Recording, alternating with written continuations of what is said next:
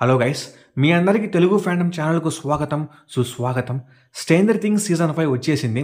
First 4 ఎపిసోడ్స్ను release చేశారు. అవైతే ramp ఉన్నాయి.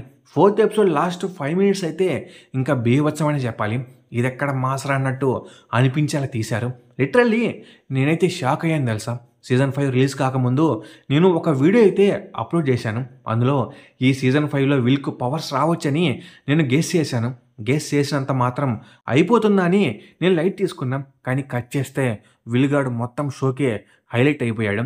హైమండ్కు కనెక్ట్ అవ్వడం ఏంటి, డెమోగార్గన్స్ను ఆపడం ఏంటి, ఏదైతే అది మంచి ఎక్స్పీరియన్స్ ఇచ్చారో డఫర్ బాస్.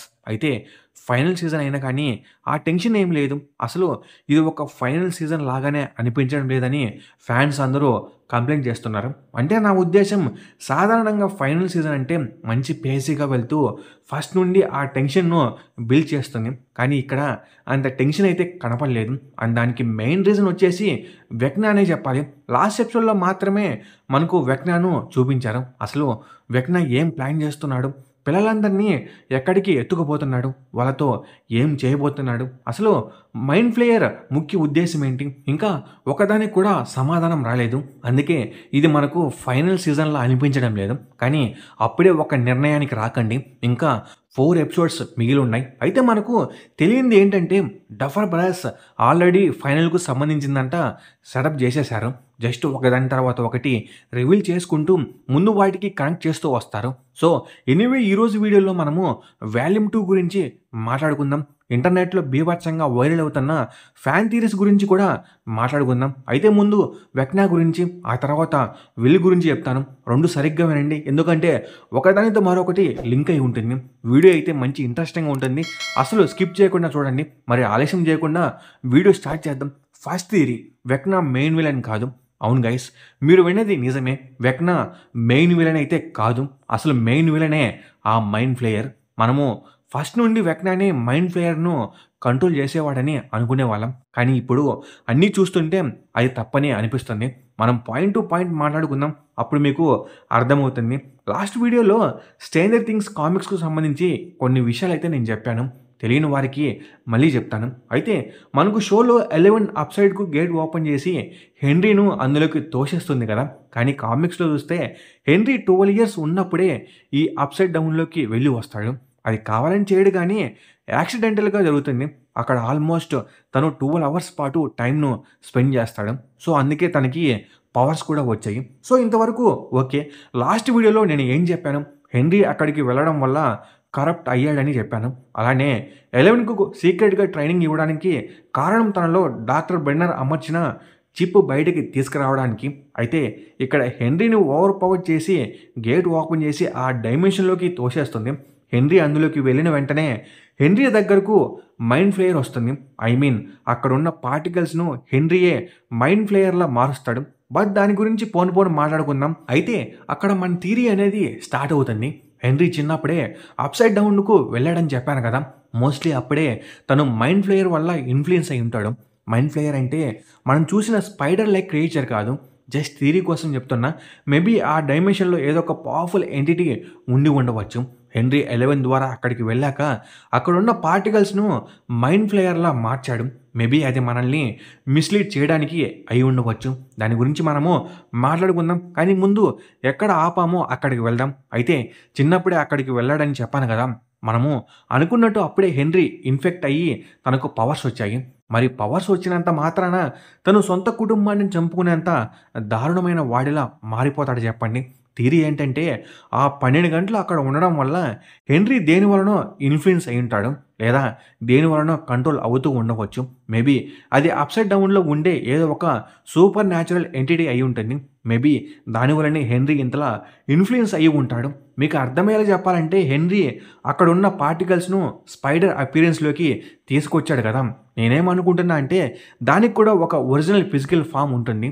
కానీ అది కావాలనే హెన్రీని ఇన్ఫ్లుయెన్స్ చేస్తూ హెన్రీ కంట్రోల్లో ఉన్నట్టు ఉండవచ్చు, కానీ సీక్రెట్గా హెన్రీను ఇన్ఫ్లుయెన్స్ చేయొచ్చు. దాన్నే మనము మైండ్ ఫ్లేయర్ అని అంటున్నాం. ఇక్కడ పాయింట్ సింపుల్. 11ను ఓడించలేని హెన్రీ ఆ పార్టికల్ ఎంటిటీను తనకు పని చేసేలా మార్చుకున్నాడంటే అప్పుడు ఆ ఎంటిటీ 11 కంటే వీక్ అనే అర్థం. అప్పుడు హెన్రీ దాన్ని కంట్రోల్ చేస్తే ఓకే. కానీ ఇక్కడ మరో సందేహం వస్తుంది. హెన్రీ కంటే ఆ ఎంటిటీ వీక్ అయినప్పుడు హెన్రీ ఎలా అంత శక్తివంతంగా మారాడు అని, 11 తనను ఓడించిన ప్రతిసారి మళ్ళీ ఎలా స్ట్రాంగ్ అవుతున్నాడని. 1979లో 11తో హెన్రీ ఫైట్ చేసినప్పుడు హెన్రీ బాడీలో ఆ చిప్ లేదంటే హెన్రీ తన పూర్తి శక్తితోనే 11తో ఫైట్ చేస్తున్నాడు. అయినా కానీ 11 హెన్రీను ఓవర్ పవర్ చేస్తుంది. సో క్లియర్గా హెన్రీ 11 కంటే వీక్ అయినవాడు అని అర్థమవుతుంది. హెన్రీ గురించి, మైండ్ ఫ్లేయర్ గురించి నేను ఇంతలా చెప్పడానికి ఒక కారణం ఉంది. అదేంటంటే డఫర్ బ్రదర్స్ని ఇదే ప్రశ్న అడిగితే వాళ్ళు ఏం చెప్పారో తెలుసా? మీరు మైండ్ ఫ్లేయర్కు వెక్నాకు మధ్య ఉన్న సంబంధం గురించి పూర్తిగా ఫైనల్ ఎపిసోడ్లో తెలుసుకుంటారు అని చెప్పారు. ఇక్కడ మోస్ట్లీ 2 విషయాలు జరిగే అవకాశం ఉంది. ఒకటి, హెన్రీ నిజంగానే ఆ పార్టికల్ ఎంటిటీని తన కంట్రోల్లోకి తీసుకుని హైవ్ మైండ్ను క్రియేట్ చేసి మొత్తం అన్ని డెమోగార్గన్స్ను అందులో ఇంక్లూడ్ చేశాడు. మరి హెన్రీ ఇదంతా చేసినప్పుడు హెన్రీ కంటే పవర్ఫుల్ అయిన 11 కూడా అది చేయొచ్చు కదా, తను కూడా మైండ్ ఫ్లేయర్ను కంట్రోల్ చేయగలదు కదా అని మీరు అనుకోవచ్చు. మేబీ హాకిన్స్లోకి వచ్చిన mind flayer original particle entity కాకపోయి ఉండవచ్చు. అందుకే 11 ఇంకా దాన్ని ఎదుర్కోలేదు కాబట్టి అదంతా జరగలేదు. లేదంటే 11 కంటే హెన్రీకు ఈ డైమెన్షన్కు మధ్య స్పెషల్ కనెక్షన్ ఉండి ఉండవచ్చు. ఎందుకంటే హెన్రీ చిన్నప్పుడు ఇందులోకి వెళ్ళి వచ్చాడు. బట్ 11కు పవర్స్ అనేవి తన అమ్మ ఈ అప్సైడ్ డౌన్ నుండి వచ్చిన ఎనర్జీ లీక్స్కు ఎక్స్పోజ్ అవ్వడం వల్ల వచ్చాయి. సో ఇద్దరి మధ్య పవర్స్ ఆరిజిన్స్ అనేవి చాలా డిఫరెన్స్గా ఉన్నాయి. And Henry powers origin upside డౌన్తో లింక్ అయి ఉంది కాబట్టి తను ఆ ఎంటిటీను సులభంగా కంట్రోల్ చేసి ఉంటాడు. ఇదంతా కాదు అంటే ఇందాక అనుకున్నట్టు ప్రతిసారి ఎలా పవర్ఫుల్ అవుతున్నాడు అనే డౌట్స్ పుడతాయి. అప్పుడు మళ్ళీ హెన్రీ వెనక ఎవరో ఉన్నారు, వాళ్ళే హెన్రీని కంట్రోల్ చేస్తున్నారని డౌట్స్ వస్తాయి. సో ఒకదాని నుండి ఒకటి పుట్టుకొస్తూనే ఉంటుంది. ఏం జరుగుతుంది అనేది మాత్రం మనం పర్ఫెక్ట్గా చెప్పలేం. ఇప్పుడు విల్ ఇంకా మిగిలిన పిల్లల విషయానికి వస్తే ఇక్కడ వెక్నా డాక్టర్ బ్రెన్నర్ ఏదైతే చేశాడో తను కూడా అదే చేయాలని అనుకుంటున్నాడు. ముందే చెప్తున్నా కదా, ఇది థియరీ మాత్రమే. అవును గైస్, థియరీ ప్రకారం వెక్నా ఇప్పుడు డాక్టర్ బ్రెన్నర్ చేసిందే చేయాలని అనుకుంటున్నాడు. వినడానికి కొంచెం వింతగానే ఉంటుంది, కానీ అదే నిజం అయ్యి ఉండవచ్చు. ఇదంతా అర్థం అవ్వాలంటే మనము సీజన్ 1కు వెళ్ళాలి. అయితే సీజన్ 1లో విల్ కిడ్నాప్ అవ్వడంతో పాటు బార్బ్ చనిపోతుంది. అయితే సీజన్ 1 జరుగుతున్నప్పుడు డఫర్ బ్రదర్స్ వెక్నా గురించి ప్లాన్ చేశారో లేదో తెలియదు, కానీ థియరీ ప్రకారం అప్పుడు బార్బ్ను తీసుకెళ్ళింది విల్లు తీసుకెళ్ళింది వెక్నానే అంట. బార్బ్ చనిపోయింది నిజమే, కానీ దానికంటే ముందు వెక్నా దగ్గరకు వెళ్ళిందని తెలుసా? అయితే బార్బ్ను స్విమ్మింగ్ పూల్లోకి డెమోగార్గన్ లాక్కెళ్ళింది. అంటే నా ఉద్దేశం అప్సైడ్ డౌన్కి. అయితే మనం అప్పుడు బార్బ్ బాడీని కానీ డెమోగార్గన్ చంపినట్టు కానీ చూపించలేదు. అయితే ఇక్కడ థియరీ ఏంటంటే బార్బ్ను డెమోగార్గన్ చంపలేదు, తనను వెక్నా దగ్గరకు తీసుకెళ్ళింది. తెలుసు కదా, వెక్నా కొంచెం డిప్రెస్డ్ ఇంకా వీక్ మైండ్స్ ఉన్న వారిని కిడ్నాప్ చేస్తాడని. సేమ్ బార్బ్ కూడా అలాంటి మనిషే కాబట్టి తనను కిడ్నాప్ చేస్తాడు. అయితే వెక్నా ఏదైతే చేస్తున్నాడో ఆ పనికి అవతలి వారి మైండ్ను లొంగ తీసుకుని వారిని ఈజీగా మ్యానిపులేట్ చేసేలా ఉండాలి. మోస్ట్లీ మిగిలిన వారిని కూడా తనకు లాగానే చేంజ్ చేయాలని అనుకుంటాడేమో. కానీ బార్బ్ వీక్ మైండెడే అయినప్పటికీ తను పెద్దది కాబట్టి కొంచెం మెచ్యూర్డ్గా ఉంటుంది. మేబీ అందువల్లనే వెక్నా చేసే సైకిక్ అటాక్ను తను రెసిస్టెన్స్ చేసి ఉంటుంది. అప్పుడే ఆమె చనిపోయి ఉంటుంది. దీంతో వెక్నాకు ఒకటి అర్థమై ఉంటుంది, డాక్టర్ బ్రెన్నర్ ఎందుకని చిన్నపిల్లల మీద మాత్రమే ఎక్స్పెరిమెంట్ చేసేవాడని. సో వెక్నా ఒకటి అర్థం చేసుకుంటాడు, మనం సులభంగా ఎవరినైనా లొంగ తీసుకోవాలంటే అది చిన్నపిల్లలతోనే సాధ్యపడుతుందని. అందుకే తర్వాత రోజు ఆ డెమోగార్గన్ విల్ను కిడ్నాప్ చేస్తుంది. ఇది హెన్రీని చేయించాడనే దానికి నా దగ్గర ఒక ప్రూఫ్ ఉంది. అదేంటంటే విల్ మీద ఒక డెమోగార్గన్ అటాక్ చేస్తుంది. అప్పుడు విల్ ఇంట్లోనే ఉంటాడు, డెమోగార్గన్ బయట ఉంటుంది. అయినా కానీ లోపల నుండే డోర్ అన్లాక్ అవుతుంది. డెమోగార్గన్స్కి టెలికినెసిస్ పవర్స్ ఉండవు. మరి ఆ డోర్ను అన్లాక్ చేసింది ఎవరని అంటారు? ఇదే విషయం డఫర్ బ్రదర్స్ను అడిగినప్పుడు అది చేసింది వెక్నా అని చెప్పారు. సో ఇప్పుడు మీకు అర్థమే ఉంటుంది విల్ కోసం వెక్నా ఫస్ట్ నుండే ప్లాన్ చేశాడని. అయితే అప్సైడ్ డౌన్లో విల్ను ఏదో చేసి వదిలేస్తాడు, అదేంటో మనకు తెలియదు, కానీ అది ఒక రకమైన ఎక్స్పెరిమెంట్ అనుకోండి. మనం విల్తో నువ్వు నేను కొన్ని అద్భుతమైన పనులు చేయబోతున్నామని అంటాడు. మోస్ట్లీ అది వెక్నా విల్ మీద చేసిన ఒక ఎక్స్పెరిమెంట్ అయి ఉంటుంది. మేబీ దాని రిజల్ట్ కోసమే ఇంతకాలం ఎదురు చూసి ఉంటాడు. లేదంటే ఇంతకాలం పిల్లల జోలికి రాని వెక్నా ఇప్పుడు ఎందుకని వచ్చాడు చెప్పండి. అలానే విల్ హైవ్ మైండ్లో చూసినప్పుడు చిన్నప్పుడు తనకు ఏదైతే చేశాడో ఇప్పుడు కొత్తగా ఎత్తుకెళ్ళిన పిల్లలకి కూడా అదే చేస్తున్నట్టు కనిపించింది. సో మోస్ట్లీ వెక్నా విల్ మీద చేసింది ఒక ఎక్స్పెరిమెంటే, అది సక్సెస్ అయినట్టు తెలిసి మిగిలిన పిల్లల్ని ఎత్తుకుపోయాడంతే.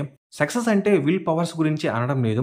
ఎందుకంటే విల్ పవర్స్ బయట పడే కంటే ముందు వెక్నా పిల్లల్ని ఎత్తుకెళ్ళడం స్టార్ట్ చేశాడు. సో, వెక్నా విల్ మీద కానీ, పిల్లల మీద కానీ చేసింది ఏంటో తెలీదు కానీ అల్టిమేట్‌గా రిజల్ట్ మాత్రం వీళ్ళందరూ వెక్నాలాగా మారేదే కానీ, తనతో కనెక్ట్ అయ్యేది కానీ అయ్యుంటుంది అనుకుంటున్నాను. ఎందుకంటే ఈ వాల్యూమ్ 1 ఎపిసోడ్ 4 బిహైండ్ ద సీన్స్‌కు సంబంధించి వీడియోలో విల్ క్యారెక్టర్‌ను ప్లే చేస్తున్న నోహా నా పవర్స్‌ను ముందు ఎలివెంట్ చేసినట్టు చేద్దామని అనుకున్నాం. కానీ ఎలివెంట్ లాగా విల్‌కు పవర్స్ అనేవి తనలోంచి రాలేదు. విల్ పవర్స్ వెక్నా నుండి వచ్చాయి అని చెప్పాడు. సో, విల్ పవర్స్ అనేవి డైరెక్ట్‌గా వెక్నాతో లింక్ అయి ఉన్నాయి. ఈవెన్ ఆ ఆర్మీ బేస్ దగ్గర వెక్నా కావాలంటే విల్‌ను చంపేయొచ్చు. కానీ చంపలేదు. మనం ముందు మాట్లాడుకున్నట్లు వెక్నాకు మైండ్ ఫ్లేయర్ ఎంటిటీకి మధ్య ఉన్న లింక్ తెలిసినప్పుడే మనకు ఈ విషయాలన్నీ అర్థమవుతాయి. మోస్ట్లీ ఫైనల్ వరకు ఇవన్నీ రివీల్ చేయరనే అనుకుంటున్నాను. మీకు ఒక ఫ్యాక్ట్ చెప్తా చూడండి. డాక్టర్ బ్రెన్నర్‌కు first test subject Vecna and Vecna over powered కాబట్టి మిగిలిన పిల్లలందరిని చంపేస్తాడు. సేమ్ ఇప్పుడు విల్ ఏమో వెక్నాకు ఫస్ట్ టెస్ట్ సబ్జెక్ట్. ఒకసారి ఆలోచించండి. ఇప్పుడు విల్ కూడా వెక్నాను ఓడించగలిగేంత శక్తివంతుడిగా మారి, వెక్నా కూడా ఆపలేనంతగా మారితే చూడడానికి ఒక టైమ్ లూప్‌లా ఉంటుంది కదా! ఏదైతే గాని ఇంక కొద్ది రోజుల్లో మొత్తం క్లారిటీగా వచ్చేస్తుంది. సో గైస్, వీడియో ఎలా అనిపించిందో కామెంట్ చేయండి. అలానే ఇలాంటి థియరీస్ మీ దగ్గర ఏమైనా ఉంటే కామెంట్ చేయండి. తప్పకుండా వాటి మీద కూడా నేను వీడియోస్ చేస్తాను. అలాగే ఈ వీడియో మీకు బాగా నచ్చితే లైక్ చేయండి, షేర్ చేయండి, సబ్స్క్రైబ్ చేసుకోండి. నేను మీకు కోరేది ఒక లైక్, సబ్స్క్రైబ్ మాత్రమే. Okay, bye guys.